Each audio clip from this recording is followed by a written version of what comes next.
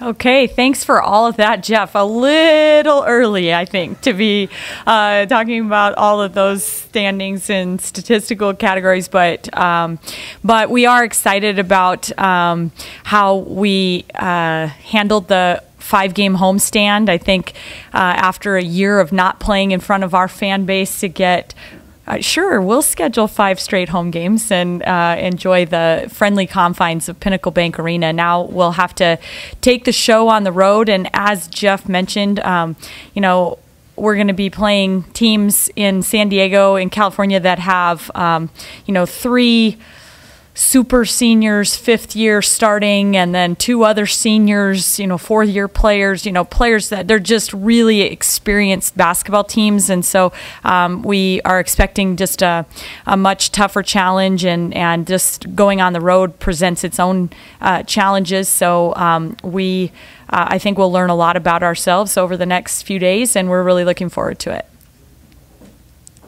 Some of the margin of victory is about the opponents, but is there a quantifiable difference between beating a team by 30 and beating a team by 65? I don't know that we really have thought about that, Sam, and is it indicative of how much better your team might be? I think that there is just a little indication that I feel like there's more balance and more contributions and more people kind of stepping to the plate. And when I look more at the 10 different players on our roster that have scored double figures, so far this year already, and some of those kinds of things as a better indicator for us than true just scoring margin. Great hype man, by the way. That's awesome. Did you see this comment? I mean, are there points in this first 5 games where you're like, holy cow, this is better than I even thought? Throughout the summer, there were certain times where, just in practice, we felt like this has a chance to be a really special group. But I think that, over the first 5 ball games, I do think that we've had some new players, some freshmen that have really kind of stepped up and shined and brought us sparks and things that, you're not 100% sure if you're expecting that in game minutes like early in the season. And I think they've just been learning.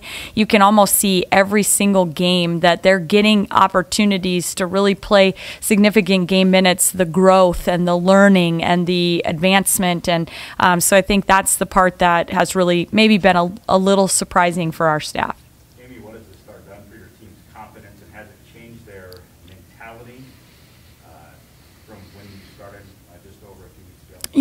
The thing, Kevin, that I love about this particular team is that their expectations have been high from the get-go, and that's half the battle. We talked about before we even played a single ball game that you have to have that belief and those expectations, and this group really has. And so they set some pretty lofty goals, and I think that they're striving to achieve those, and that's why we're seeing kind of an elevated confidence and just focus, and they're continuing to find ways to improve and not just settle.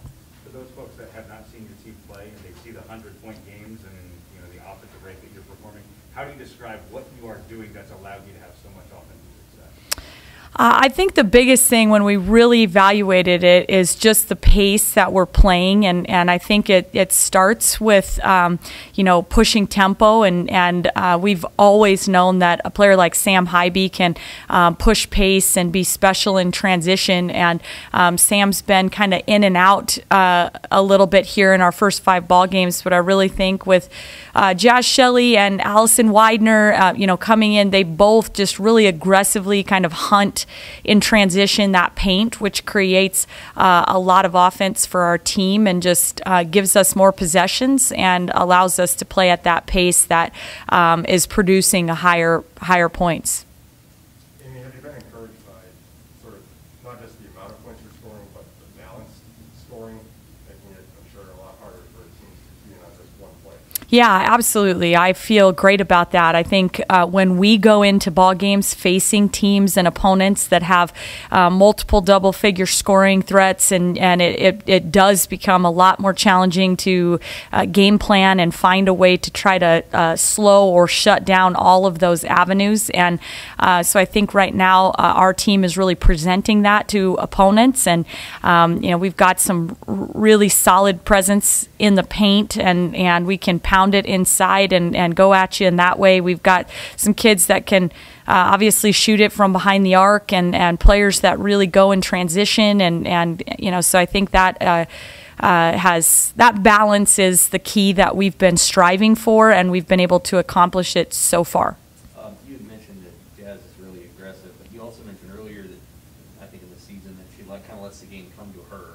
Yeah. And doesn't make a lot of mistakes, doesn't force things. How much do you appreciate her ability to turn the switch on and off, even within seconds? Yeah, it's pretty incredible. I think that's what's special, is to be able to play with pace and push tempo, but not be sped up. And so we talk a lot about playing with pace and space, and we also talk about pace and poise. And she's got those just kind of naturally, instinctively. I mean, she's played a lot of basketball at a high level, and I think that leads to that kind of confidence. The game is, even when she's pushing tempo and playing with pace, the game is still slowed down for her, and she sees and reads things very well, and that allows our whole team to benefit. With Maggie Mendelssohn's signing, what was that experience like working with volleyball and your assistants and their assistants? What was that experience like for Coach? Yeah, it was just so much fun. It's just so much fun. I think Coach Cook and I had a lot of really good opportunities during the pandemic to share ideas, thoughts. We had a lot of Zoom calls where we would just kind of talk and pick each other's brains, and he's been incredibly good to me since I've been at Nebraska. So then when this situation came up and we knew she's a special athlete and a special talent, it was really fun kind of coordinating on both of our ends, and we got to know their staff just a lot better through this whole process, and it's been a real collaborative effort from both staffs, both my assistants, their assistants, John's assistants, and just a incredible young lady and family, and we're so excited she's going to be a Husker. It was really, yeah, we never went at the same time, actually. It was kind of, we'd like to stagger it out, and there were a lot of, oh man, Jalen's surprising her today, and oh, okay, Coach Williams is surprising her at practice today, or, and we just kind of staggered out our opportunities, and obviously, we're co-recruiting a player, but we're on different recruiting calendars, and they might be in a contact period when we're only in an evaluation period. And so, trying to make sure that, we coordinated and made sure that they understood that, oh, okay, well, if Jalen came to see you right now, he could have contact with you, but I can't. I can only evaluate, and, those kinds of things. Just great communication and collaboration. It was a true team effort.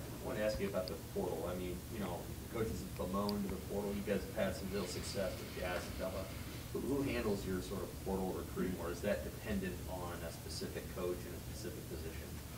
Yeah, I think it's really just dependent on location. We have certain coaches who really kind of focus on certain areas of the country and of the world. And in the particular case of Jazz Shelley, obviously we had a very long-standing relationship because we had recruited her the first time around, and so that allowed, once she went in the transfer portal, for our whole staff, who was really familiar with her, to be able to be involved in the recruiting of her the second time around. But a lot of that depends on just parts of the country and previous relationships, and potentially coaches, and who knows the coach, or the somebody that can connect us to people. So.